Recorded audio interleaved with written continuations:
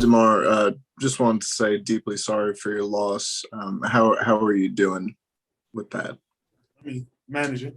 All you can do is manage what you can manage every single day. Take it day by day. Stay occupied. You know, um, just try to be positive best you can. And then, when you come back to the court and get back to playing the game you love, is that a bit of an escape for you? How has that been, and how has being around the team been for you as you're going through that? I think it's always an escape. Sports, through my whole life has always been an escape from any issues or problems that you go through just in life in general. I feel like sports is that outlet for not just myself, just for players in general, and just being around your teammates and having that camaraderie, being around the guys, kind of can take your mind off a lot of things. Appreciate it, Demar. Wishing you well. Appreciate it. Let's go to Tom Orsborn, Express News. Demar, so sorry for your loss. I was wondering what sustained you during the toughest days. Was there a friend or a family member or something that you leaned on that helped you get through it? Just my kids. My kids and my mother. My mom. One of the strongest women I ever been around, witnessed, and seeing her strength, and me being her only child. Takes a lot to see a woman go through so much and still be able to stand tall. So leaning on my mom and obviously my kids. They always find some type of positivity to bring out of me. Regarding the team now, just going forward without LA, what are your thoughts on where you guys are at, how you can pull out of this skid, and just finishing the season with this group? As much as it sucks, it could be something that you could, how crazy it sounds, you could take some type of positivity from it, understanding that, every team at some point in the season hit a low, hit a rock bottom, hit a challenge, hit adversity, and it's about how you crawl out and get out of that adversity and come out on the other side to make you better and more equipped for the next time you get hit, with a tough blow. We gotta take this on the chin.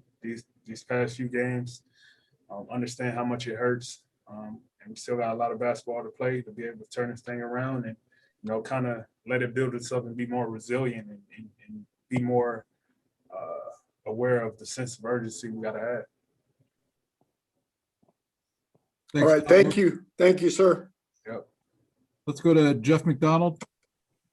DeMar, what are you seeing from this team offensively lately? Obviously, the season low scoring total tonight, assists are kind of down. What's going on there? Just rhythm on both ends of the floor. One end is carrying over to the other end, and we just don't have no rhythm right now. Our rhythm, moving the ball, getting shots, getting to the rim. Just a lot of elements that kind of just, all just, not hidden for us right now that we just got to figure it out. Like I said, it happens to the best of the teams, and it's just a matter of us understanding how quick we can understand how to turn it around, what we need to do, and get back on the positive side of things, because we know we could do it. We've done it for the majority part of the season. We competed with the best of the best teams. And just right now, we just hit that wall that we just got to get up from and keep going. It seems like you guys were in a pretty good rhythm not too long ago. Is this just sort of the start and stop nature of the season? Guys in and out of lineup, you had the COVID break, then the All-Star break. Like, is it all that stuff sort of conspire to throw you off your rhythm team-wise? It's a challenging season overall, man. It's just a challenging season overall. You can find so many elements and lean on that and kind of use that as some type of excuse. But, for the main part,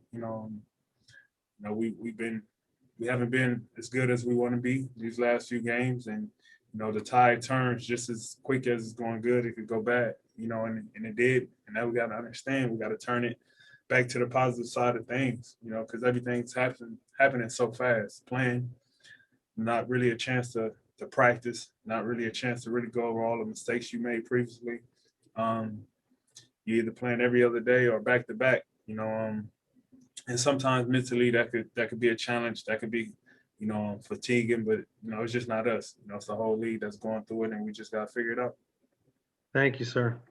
We'll wrap things up with RJ Marquez from KSAT. Hey, Demar, you talked about kind of just overcoming adversity and going through these lulls. Keldon has struggled a little bit over the past 3 games. As a young guy, what does it take to kind of overcome some of these struggles that you kind of go through? Do you kind of remember early on in your career kind of going through this, and or do you see teams defending him just differently in general? It's both, but you got to understand, being a young player in this league, you got to embrace the struggles, because it's going to come.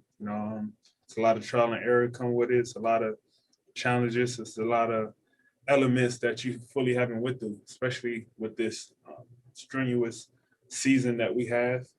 Everything is such a, fast pace of thinking in every way. And like I said, not having practice time, especially for a young guy, that's kind of where you could kind of get your rhythm, kind of understand what you need to do right, what you did wrong, and get back out there on the court and, correct it.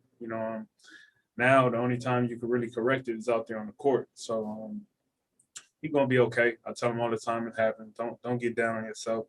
I don't care who you are, you're gonna have them early struggles. It's better to embrace it, accept it now, because later down the line, that's when it's gonna matter.